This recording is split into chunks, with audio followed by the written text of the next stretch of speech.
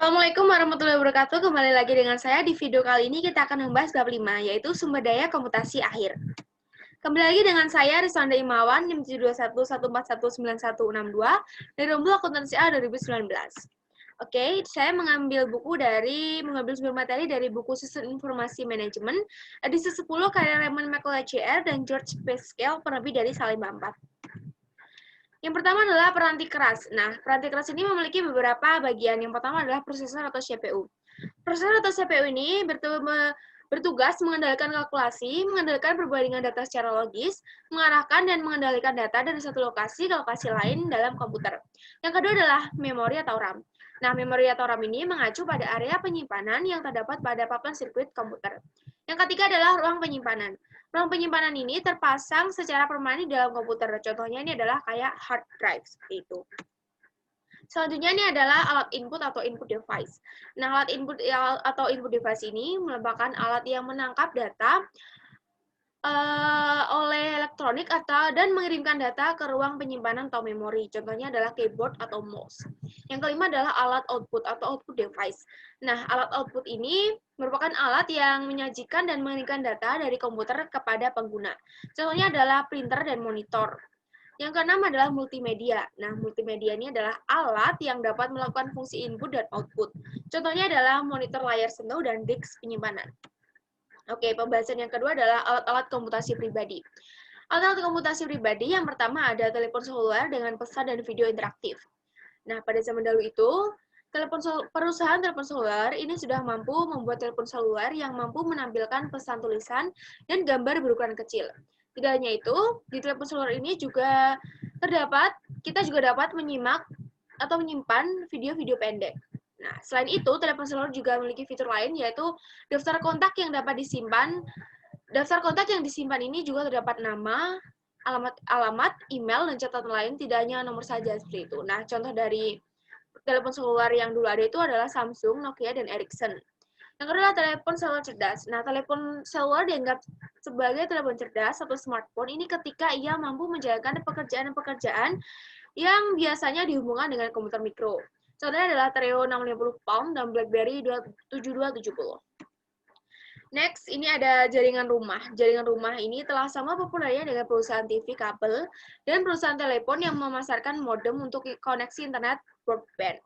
Nah, jika kita memiliki TV kabel, mungkin saja kita dapat membeli modem kabel. Nah, maka dari itu kita dapat mengakses internet melalui kabel yang membawa sinyal TV tadi. Nah, dalam jaringan rumah, kita harus memperhatikan pemasangan modem dan keamanan kabel, karena pemasangan modem dan keamanan kabel ini merupakan komponen penting dalam jaringan rumah. Selanjutnya adalah keamanan komputasi rumah. Ada 3 aspek penting keamanan bagi komputer mikro. Yang pertama adalah perbaruan. Terdapat jenis perbaruan atau update yang penting bagi pengguna individu, yaitu update untuk sistem operasi dan update untuk operanti lunak aplikasi. Yang kedua adalah virus. Kita harus memperhatikan virus yang ada pada komputer mikro, karena virus ini dapat mengambil alih beberapa sumber daya komputer karena lama-kelamaan banyak file dan program yang terinfeksi dan tidak dapat digunakan kembali. Yang ketiga adalah spyware. Spyware ini akan membajak browser web dengan membawa komputer ke situs web tertentu setiap kita memasukkan kalimat di situs web. Nah, hati-hati, soalnya spyware ini mampu merekam apa saja yang kita lakukan di komputer, sehingga dia dapat membajak browser web kita.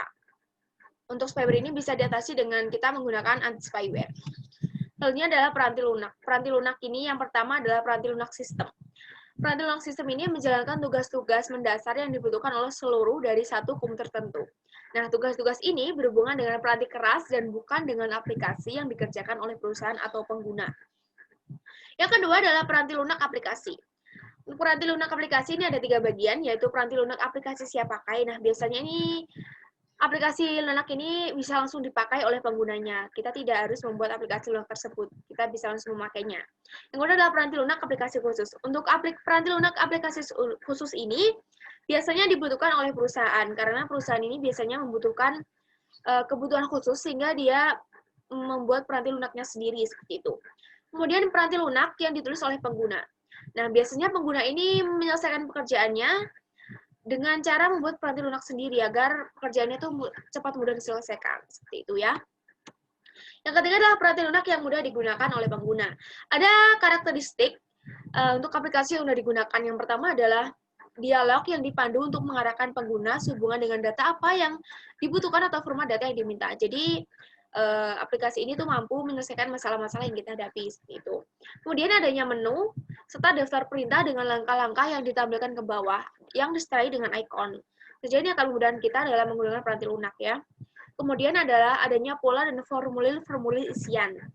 Yang keempat, adanya bantuan yang sensitif pada konteks yang sedang kita butuhkan gitu. Yang kelima maksud saya, adanya antarmuka berbentuk grafis dengan menggunakan simbol-simbol terstandarisasi. Oke, pembahasan yang keempat yaitu adalah koneksi publik. Nah, koneksi publik ini dibutuhkan modem telepon serta modem kabel. Nah, untuk modem telepon ini adalah alat yang menghubungkan komputer melalui saluran telepon standar. Dan sedangkan modem kabel ini adalah alat yang menghubungkan kabel koaksial ke sebuah komputer untuk mendapatkan akses internet. Oke, yang kedua adalah saluran pribadi. Saluran pribadi atau private line ini adalah suatu sirkuit yang selalu terbuka untuk lalu lintas komunikasi. Saluran pribadi ini biasanya digunakan dan disediakan oleh penyedia layanan umum, yaitu perusahaan telepon. Yang ketiga ini adalah jaringan pribadi maya atau Virtual Private Networks atau VPN. VPN ini adalah jaringan pribadi di jaringan publik yang memungkinkan pengguna untuk mengirim dan menerima data di jaringan publik. Seolah-olah perangkat komputasi ini terhubung langsung ke jaringan pribadi kita, seperti itu. Kemudian ada jaringan komunikasi jaringan. Di komunikasi jaringan ini terdapat interkoneksi sistem terbuka atau Open Systems Interconnection atau OSI. Nah, OSI ini terdiri dari 7 lapisan aplikasi. Yang pertama adalah lapisan aplikasi, lapisan presentasi, lapisan sesi, lapisan transport, lapisan jaringan, lapisan link data, dan lapisan fisik. Yang kelima adalah protokol untuk komunikasi komputer. Ada 3 protokol untuk komunikasi komputer. Yang pertama adalah sistem network arsitektur. Ini adalah protokol yang digunakan oleh komputer besar, tidak untuk komputer mikro, seperti itu. Yang kedua ada token ring. Token ring ini adalah komputer. Dalam token ring, ini komputer bertindak sebagai pengendali dirinya sendiri, ya, seperti itu. Yang ketiga ada Ethernet. Ethernet ini adalah protokol terbuka bagi komunikasi peer-to-peer. Kemudian yang keenam ini adalah pakai data. Pakai data adalah satu bagian dari data total yang akan dikomunikasikan, digabungkan dengan alamat komputer yang dituju, komputer pengirim, dan informasi kendali lainnya. Yang ketujuh, ini ada alamat jaringan internet. Nah, alamat jaringan internet ini merupakan alamat yang terdapat di jaringan internet. Atau biasanya disebut dengan alamat IP. Nah, alamat IP ini adalah 4 bagian kumpulan angka yang masing-masing antara 0 hingga 255. Dan angka-angka ini dipisahkan oleh titik, seperti itu. Pembahasan yang selanjutnya adalah jenis jaringan. Yang pertama adalah jaringan area lokal atau local area networks. Nah, jaringan area lokal atau LAN ini adalah sekelompok komputer dan alat-alat lainnya yang terkoneksi oleh satu media yang sama. LAN ini mencakup jarak total sebesar kurang dari 1,5 mil. Bagian dari LAN ini ada jaringan area metropolitan atau Metropolitan Area Networks atau MAN. Ini adalah salah satu jaringan yang memiliki batas jarak fisik sebesar kurang dari 30 mil. Yang ketiga adalah jaringan area luas atau Wide Area Networks atau disingkat dengan WAN. Ini digunakan untuk menghubungkan komputer-komputer dan alat lainnya ketika jaraknya itu melebihi batasan LAN dan MAN. Jadi itu melebihi 30 mil tadi dan 1,5 mil tadi, seperti itu ya. Nah, selanjutnya jaringannya ini ada internet. Nah, internet ini adalah jaringan komunikasi yang terhubung satu media elektronik dengan media lainnya. Nah, internet ini didukung dengan standar teknologi global yaitu Transmission Control Protocol atau Internet Protocol Suite. Dan ini berguna untuk pertukaran paket.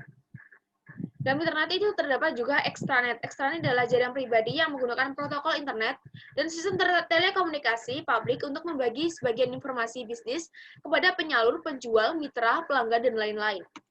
Selanjutnya adalah konvergensi komputasi dan komunikasi. Alat-alat komputasi dan alat-alat komunikasi kini saling menyertakan fitur-fitur yang dimiliki di antara keduanya. Nah, salah satu pengimplementasian komputasi dan komunikasi ini adalah Voice over Internet Protocol atau VoIP. Atau VoIP ini adalah perlewatan komunikasi suara melalui internet laksana komunikasi digital, seperti itu ya. Oke, sudah selesai.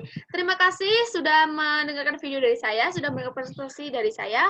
Mohon maaf bila saya ada kesalahan. Wassalamualaikum warahmatullahi wabarakatuh.